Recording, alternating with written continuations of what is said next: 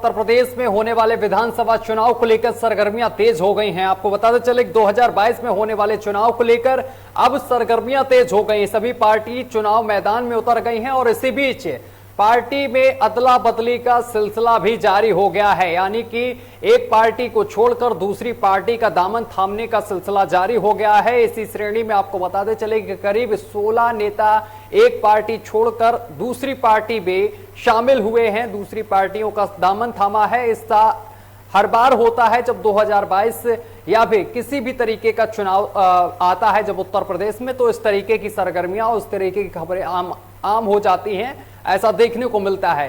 तो इसी पर ज्यादा जानकारी के लिए हमारे साथ लखनऊ से हमारे संवाददाता निखिल रस्तोगी हमारे साथ सीधा लाइव जुड़ गए हैं। उनसे जानने की कोशिश करेंगे कि आखिर क्या कुछ उलटफेर देखने को मिला है। निखिल, आप तक आवाज पहुंच रही है हमारी? जी जी जी निखिल, ये माना जा रहा है कि 2022 का जब चुनाव आ रहा है, बेहद नजदीक है, इससे पहले कई नेता एक पार्टी छोड़कर दूसरी पार्टी में शामिल हुए हैं। ऐसी खबरें और भी सामने आ रही हैं, क्या कुछ अपडेट है? जी, आपको बता दें, समाजवादी पार्टी के राष्ट्रीय अध्यक्ष अखिलेश यादव लगातार बसपा पार्टी को नुकसान पहुंचा रहे थे और कहीं ना कहीं कांग्रेस को भी उन्होंने अच्छा खासा नुकसान पहुंचाया है। कई ऐसे विधायक हैं जो पूर्व में थे, जो अब समाजवादी पार्टी का दामन थामा है। इसी क्रम में बात करें तो कांग्रेस में भी पूनम पंडित शामिल हुई है, लेकिन बीजेपी कहीं ना कहीं शांत बैठी थी और उसी क्रम में 16 ऐसे लोग हैं जो इन्होंने समाजवादी पार्टी से लेकर बसपा से लेकर कांग्रेस पार्टी का दामन छोड़कर बीजेपी में शामिल हुए हैं।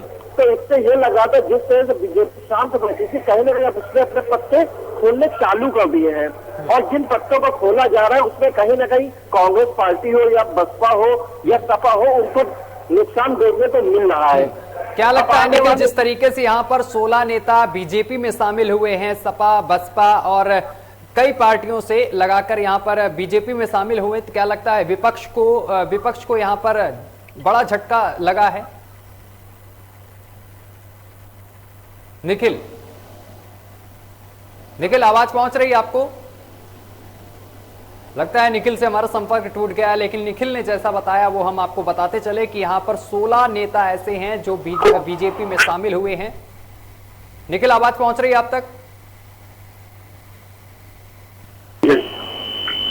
एक बार फिर से निखिल से संपर्क साधने की कोशिश करेंगे तो आपको बताते चले कि कई विपक्षी पार्टियों को यहाँ पर बड़ा झटका लगा है, क्योंकि इन पार्टियों से कई दिग्गज बीजेपी का दामन थाम चुके हैं, जिससे आपको बताते चले कि 2022 में होने वाले चुनाव को लेकर बीजेपी और भी मजबूत यहाँ पर होती जा रही है। विपक्ष यहाँ पर कमजोर होता जा रहा है, क्योंकि कई दिग्गजों ने सपा बीएसपी छोड़कर बीजेपी का दामन थाम लिया है। कई नेता कांग्रेस से भी लेफ्ट हो गए हैं और वो उन्होंने बीजेपी का दामन थाम लिया है।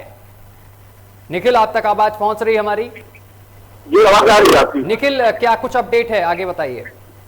जी, अभी तक तो फिलहाल यही जानकारी मिल रही है कि बसपा और कांग्रेस के कई ऐसे पूर्व नेता हैं जिन्होंने इस समय बीजेपी के राष्ट्र के अध्यक्ष ने उनको बीजेपी में शामिल करवाया है।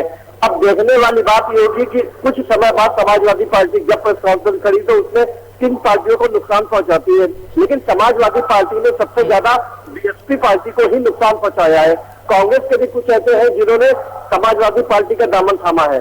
जी, आने वाले चुनाव में फेरबदल काफी और देखने को मिलेगा कि कुछ समाजवादी पार्टी में आएंगे, समाजवादी पार्टी के सपा बीजेपी में जाएंगे। जी, तो क्या लगता है 2022 के चुनाव को लेकर बीजेपी और भी मजबूत हुई है यहाँ पर? जी बिल्कुल, जिस तरह से 16 लोगों ने बीजेपी की शपथ ली है तो कहीं ना कहीं इससे बीजेपी थोड़ी और मजबूत हुई है। जिस तरह से बीजेपी शांत बैठी थी, समाजवादी पार्टी लगातार वर्चस्व में नजर आ रही थी, जमीनी स्तर पे अपने को मजबूत कर रही थी। कई ऐसे विधायक पूर्व में है जिन्होंने समाजवादी पार्टी का दामन थामा था, लेकिन अब देखने वाली बात यह होगी कि जैसे जैसे चुनाव नजदीक आएंगे, जब आचार संहिता लग जाएगी उसके बाद ही पता चलेगा कौन किससे पाले में ज्यादा भारी पड़ रहा है।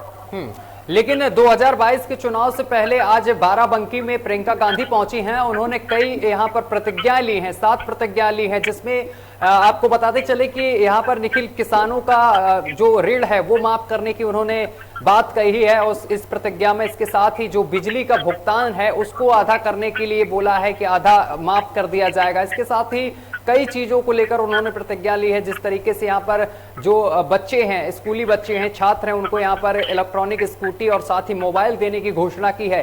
ये कितना कारगर साबित होगा 2022 के चुनाव के लिए? कांग्रेस को इसका कितना फायदा मिल सकता है 2022 के चुनाव में?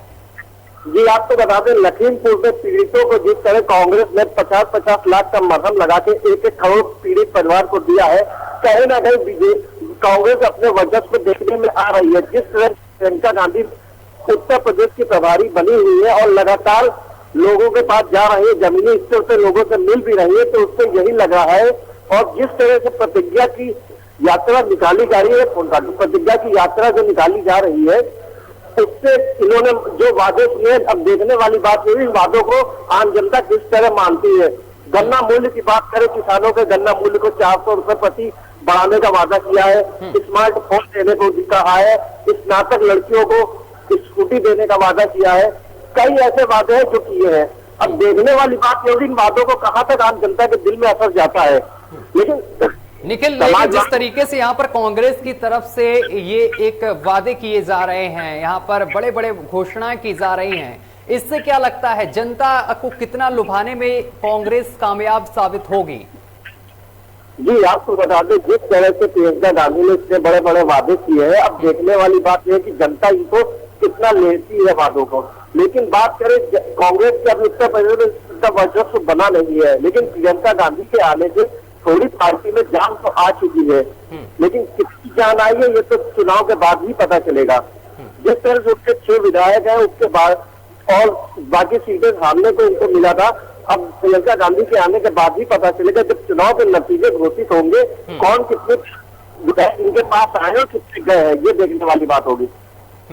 चलिए, तमाम जानकारी साझा करने के लिए बहुत बहुत शुक्रिया आपका। निखिल हमारे साथ जुड़े हुए थे। तो आपको बताते चले 2022 चुनाव को लेकर बीजेपी और भी मजबूत होती जा रही है, क्योंकि आपको बताते चले 16 ऐसे नेता हैं जो बीएसपी और सपा और कांग्रेस से का दामन छोड़कर बीजेपी का दामन उन्होंने थामा है, जिससे कि 2022 के चुनाव में और भी रौनक निखर कर आ रही है। क्योंकि ये बीजेपी के लिए अच्छी बात है, क्योंकि बीजेपी का दामन थामा है यहाँ पर इन दिग्गज नेताओं ने। तो हो सकता है 2022 के चुनाव में विपक्ष को एक बार फिर से हार का मुंह देखना पड़ सके।